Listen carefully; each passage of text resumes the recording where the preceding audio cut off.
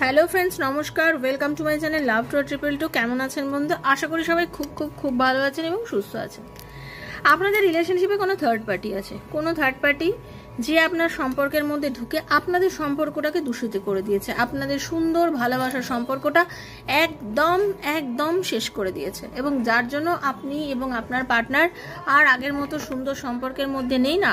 আপনাদের ভীষণ কষ্ট হচ্ছে, আপনি আপনার পার্টনারকে ছেড়ে থাকতে পারছেন না, তার জন্য আপনি প্রচন্ড কষ্ট পাচ্ছেন, অথচ সে এই থার্ড পার্টির জন্য আপনার কাছে ফিরে আসতে পারছে না, এবং এই থার্ড পার্টি আপনার পার্টনারকে নিজের বশে করে রেখেছে। সে আপনার স্বামী হতে পারে, আপনার এক্সট্রা ম্যারিটাল অ্যাফেয়ারে থাকতে পারেন, সেটাও হতে পারে, আপনার আনম্যারিড হতে পারেন, আপনার যিনি দেখছেন তার জন্য এটা প্রযোজ্য, ওকে, যেখানে জেন্ডার কোনো স্পেসিফিক নয়। তো সেইখানে দেখে নেব এই থার্ড পার্টির থেকে কি আপনার পার্টনার মুক্তি পাবে এবং কবে পাবে। ঠিক আছে, তো এটাই আজকে রিডিং এর বিষয়বস্তু। অবশ্যই সাবস্ক্রাইব করে এনার্জিটা এক্সচেঞ্জ করবেন বন্ধু। এনার্জি এক্সচেঞ্জ না করলে কিন্তু কোনোভাবেই রিডিং আপনার সঙ্গে যাবে না। ওকে, তো থ্যাংক ইউ রাধারানী। হরে কৃষ্ণা। হে Radharani, Hare Krishna. Please guide me. যারা প্রথমে এসেছেন অবশ্যই সাবস্ক্রাইব করে এনার্জি এক্সচেঞ্জ করে নেবেন বন্ধু। অকাল সায়েন্সে এনার্জি এক্সচেঞ্জ মাস্ট। ওকে, তো thank you so much Radharani. Please guide me. আমার যিনি বন্ধু আমায় দেখছেন, তার যে পার্টনার থার্ড পার্টিতে চলে গেছে, সে কি থার্ড পার্টি থেকে ফিরে আসবে তার কাছে? আমার বন্ধুদের কাছে কি আবার ফিরে আসবে? Universe please guide me. Thank you so much, please thank you so much universe.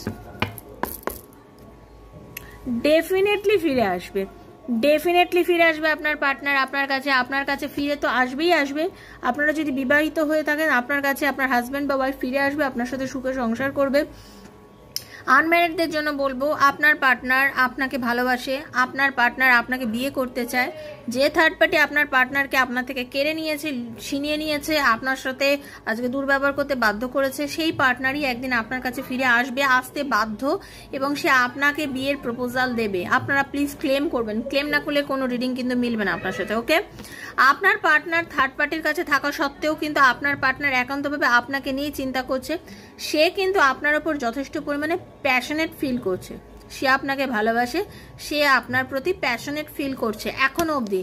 Third party তাকে নানান রকমভাবে নিজের ছলা কলায় বোলাতে চাইছে, তাকে বলতে চাইছে যে তার কাছেই থাকতে, তার কথা শুনতে, বাট আপনার পার্টনার এখন কিন্তু যথেষ্ট বুদ্ধি রাখছে এবং সে বুঝতে পারছে যে তার ওখানে থাকাটা কখনোই গ্রহণযোগ্য নয়, এবং সে তার জীবনে এমন কোনো গুরু, এমন কোনো ব্যক্তি তার জীবনে আছে যার কথা মেনে সে ভীষণভাবে চলে, এবং তার যুক্তি অনুযায়ী আপনার পার্টনার কিন্তু এখন আপনার কাছেই ফিরছে। তো অবশ্যই ক্লেম করবেন। থ্যাংক ইউ সো মাচ, খুব ভালো থাকবেন। হরে কৃষ্ণা, রাধে রাধে। Thank you.